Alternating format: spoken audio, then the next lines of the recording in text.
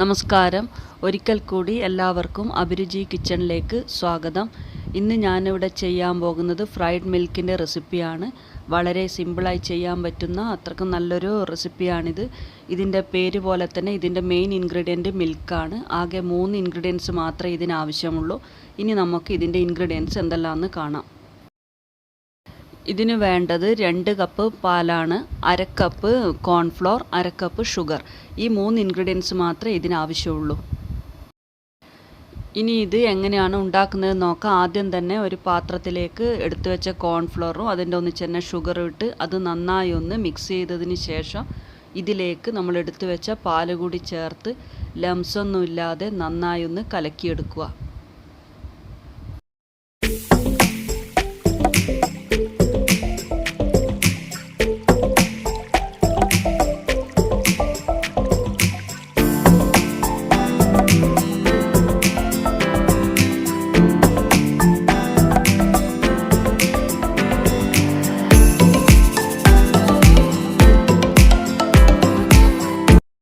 ലംസൊന്നും ഇല്ലാതെ നന്നായി കലക്കിയതിന് ശേഷം മാത്രമേ ഇത് ഫ്ലെയിമിലേക്ക് വെക്കാൻ പാടുള്ളൂ. ഇനി നമുക്കിത് ഫ്ലെയിമിലേക്ക് വെക്കാം. അത് ലോ ഫ്ലെയിമിൽ വെച്ച് നന്നായി ഒന്ന് ഇളക്കി കൊടുക്കണം. പിന്നെ ഇത് നന്നായി ഒന്ന് കട്ടിയായി വരാൻ തുടങ്ങും. ആ സമയത്ത് ഫ്ലെയിം ഓഫാക്കിയതിന് ശേഷം പുറത്തേക്ക് എടുത്ത് വെക്കുക. ഇതാണ് ഇതിൻ്റെ ശരിയായ പാകം. ഇനി നമുക്കിത് ഫ്ലെയിം ഓഫാക്കിയതിന് ശേഷം മാറ്റി വെക്കാം. ഇനി ഇത് നമുക്ക് ഒരു ബട്ടർ പേപ്പർ വെച്ച് ഒരു പാത്രത്തിലേക്ക് ഒഴിച്ച് 2 മണിക്കൂർ സമയം ഫ്രിഡ്ജിൽ വെച്ച് നന്നായി ഒന്ന് സെറ്റാക്കി എടുക്കണം.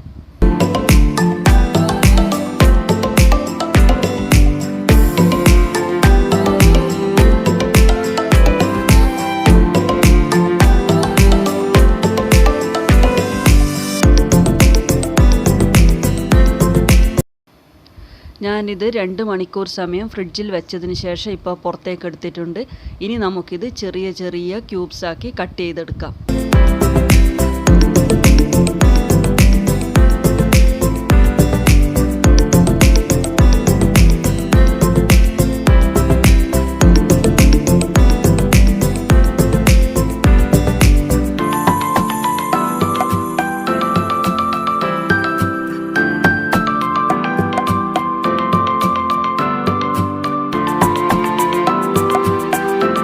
ഇനി നമ്മൾ കട്ട് ചെയ്ത് വെച്ച ഓരോരോ പീസ് എടുത്ത് നമുക്കൊന്ന് ഫ്രൈ ചെയ്തെടുക്കാം. അതിന് ആദ്യം തന്നെ വേണ്ടത് മൈദ മാവിൻ്റെ ഒരു മിക്സ് റെഡിയാക്കി എടുക്കലാണ്.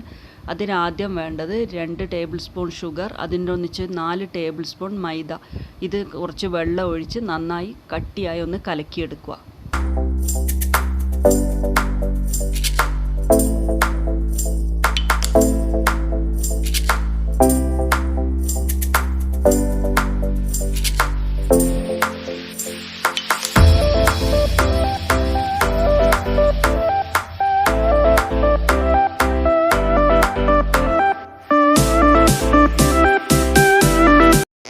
നമ്മളെ മൈദ മാവ് നന്നായി കലക്കിയെടുത്തിട്ടുണ്ട്. ഇനി നമ്മൾ കട്ട് ചെയ്ത് വെച്ച ഓരോരോ പീസായി എടുത്ത് ഇതിലിട്ട് നന്നായി ഒന്ന് മുക്കിയെടുക്കുക. അതിനുശേഷം ബ്രെഡ് ക്രംസിലൊന്ന് പൊതിഞ്ഞെടുത്തതിന് ശേഷം 10 മിനിറ്റ് നേരം ഫ്രീസറിൽ വെച്ചതിന് ശേഷം വേണം നമുക്കിത് ഫ്രൈ ചെയ്തെടുക്കാൻ.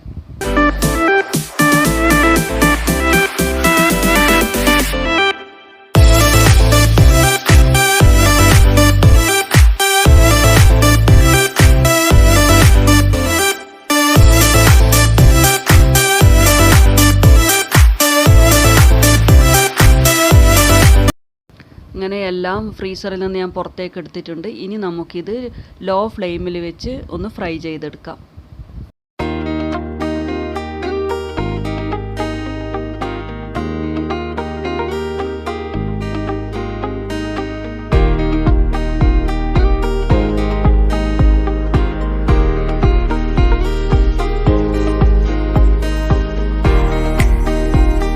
ഇതിൻ്റെ 2 ഭാഗവും നല്ല ബ്രൗൺ കളറായി വരുമ്പോൾ എണ്ണയിൽ നിന്നും കോരി മാറ്റുക.